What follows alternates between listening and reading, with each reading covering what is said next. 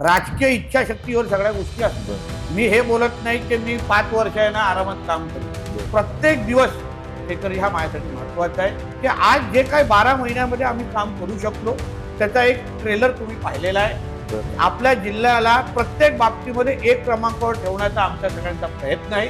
सिंधुदुर्गाचं वजन जे राणे साहेबांच्या माध्यमातून जे सरकार पातळीवर वाढलेलं होतं जे त्याच्यानंतर केसरकरांनी पण वाढवलं, उदयजी सामंतनी पण वाढवलं, रवी चव्हाणांनी तर ताकदच उभी केली। त्याच मार्गावर आज मी पालकमंत्री म्हणून पण मी सिंधुदुर्गाचं वजन तिथे अजून मोठं करण्यासाठी माझे 100% प्रामाणिक प्रयत्न आहेत। मला जनतेचं फक्त साथ आहे। झेडपी जिल्हा परिषद हे जिल्ह्याचं एक बॅकबोन म्हणून ग्रामीण भागाचं किंवा बॅकबोन म्हणून बघितलं जातं।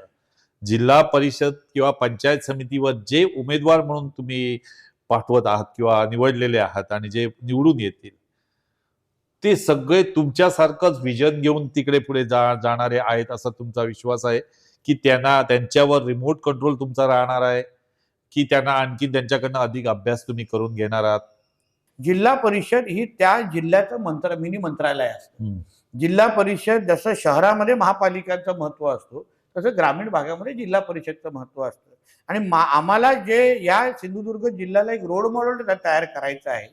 प्रत्येक बाबतीमध्ये आर्थिक सक्षमच्या भूमिकाच्या दिशेने आम्हाला जायचं आहे। त्यासाठी जिल्हा परिषदेमध्ये आम्हाला सत्ता हे अत्यंत गरजेचं आहे। तसं नगरपालिका शहरामध्ये पाहिजे असतात तसे जिल्हा परिषद पंचायत समिती आम्हाला मिळालं तर ग्रामीण अर्थकारणाच्या माध्यमातून आम्ही अजून त्या जे गावांमध्ये त्या तालुक्यांमध्ये काय नवीन करू शकतो। आणि म्हणून हे दिलेले उमेदवार आहेत शेखरजी ते फार विचारपूर्वक दिलेले आहेत। तुम्ही अगर उमेदवारांची यादी बघितली तर तरुण आणि अनुभव हा एकत्र मिश्रण करून आम्ही महायुतीचे उमेदवार म्हणून आज उतरवलेले आहेत। जिथे नवीन चेहरे काही तुम्हाला दिसतील, काही अनुभवी चेहरे तुम्हाला दिसतील ज्यांचा कामाचा फायदा, ज्यांच्या ऊर्जेचा फायदा आम्हाला निश्चित पद्धतीने येणाऱ्या काळात होईल। रिमोट कंट्रोल हा शब्द मी वापरणार नाही, पण आम्ही एकत्र म्हणून जसं आज मी जिल्ह्याचा पालकमंत्री म्हणून काम करतोय, निलेशजी आमदार आहेत, राणेसाहेब खासदार आहेत, दीपकजी आमदार आहेत, आम्हाला जी साथ जी हवी आहे जेणेकरून ग्रामीण भागातल्या शेवटच्या व्यक्तीपर्यंत निधी पोचते आहे का, त्याच्या आयुष्यामध्ये परिवर्तन होत आहे का, नुसते रस्ते पाणी वीजच्या पलीकडे जाऊन त्या गावाला आम्ही रोल मॉडेल गाव कसं तयार करू शकतो ह्या दृष्टिकोनातून जे आम्हाला चेहरे पाहिजे, जे कान डोळे पाहिजे, जे हात पाहिजेत ते ह्या माध्यमातून आम्हाला मिळू शकतात। आणि म्हणूनच 50 जिल्हा परिषद सदस्य आणि 100 पंचायत समिती सदस्य आज आम्ही रिंगणामध्ये उतरवलेले आहेत। आम्हाला एवढीच जनतेकडून अपेक्षा आहे की आज जे काही 12 महिन्यामध्ये आम्ही काम करू शकलो त्याचा एक ट्रेलर तुम्ही पाहिलेला आहे। आपल्या जिल्ह्याला प्रत्येक बाबतीमध्ये एक क्रमांकावर ठेवण्याचा आमच्या सगळ्यांचा प्रयत्न आहे। मग निधी खर्चाच्या बाबतीमध्ये असो किंवा AI च्या बाबतीमध्ये असो किंवा अन्य प्रकल्प, मी तुम्हाला बोलतो हा जो डॅव्हॉस मध्ये आमचे मुख्यमंत्री साहेब गेले शेखरजी, तिथे आपल्या सिंधुदुर्गासाठी त्यांनी एक MOU साईन करून आपल्या जिल्ह्यासाठी एक प्रकल्प फायनल केलेला आहे। अजून पण मोठ्यातल्या मोठे गोड बातम्या जे आमची इच्छा आहे की मुख्यमंत्री साहेबांनी येऊनच इथे त्यांनी जाहीर करावं जेणेकरून जिल्ह्यामध्ये जे आज आपले तरुणी आज गोव्याकडे जातात, मोठ्या प्रमाणामध्ये सौदी दुबईला जातात किंवा मुंबई पुण्यामध्ये जातात, ते ह्या जिल्ह्यामध्ये येणाऱ्या काळात मी अतिशयोक्ती बोलत नाही, मला नेहमी वाटतं प्रामाणिक प्रयत्न केले ना तर सगळं काही शक्य आहे। राजकीय इच्छाशक्तीवर सगळ्या गोष्टी असतात। मी हे बोलत नाही की मी 5 वर्ष आहे ना आरामात काम करेन। प्रत्येक दिवस शेखर हा माझ्यासाठी महत्वाचा आहे। 12 तासामध्ये मला प्रत्येक मिनिट अगर मी जिल्ह्याच्या विकासासाठी काही हातभार लावू शकतो, काही निर्णय घेऊ शकतो तर माझ्यासाठी सोपा, माझ्यासाठी अजून उपयोग आहे।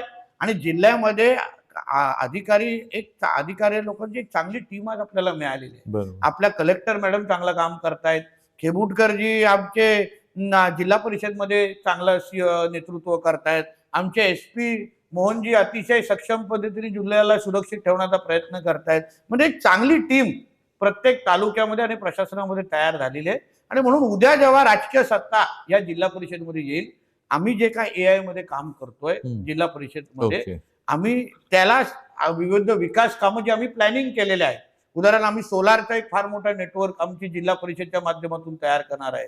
त्याच्यामुळे आज शाळा आणि विविध आस्थापनावर जे काही विजेचे मोठे मोठे बिल येतात बरोबर. ग्रामपंचायतीला, बरोबर. हा शाळा त्याच्यामध्ये मुळे बंद पडतात. त्याच्यामध्ये आमचा प्रयत्न आहे की सोलारचा पर्याय आणायचा, ओके. जेणेकरून विजेचा बिल अगर कमी झालं तर शाळेचा खर्च कमी होतो. त्याच्यामुळे शाळा सक्षम पद्धतीने चालू शकतात. आपण विविध आस्थापना विविध पद्धतीने आपण विविध पद्धतीने चालू शकतो. म्हणून असे विविध चांगले प्रकल्प, चांगल्या संकल्पना येणाऱ्या काळामध्ये आहेत.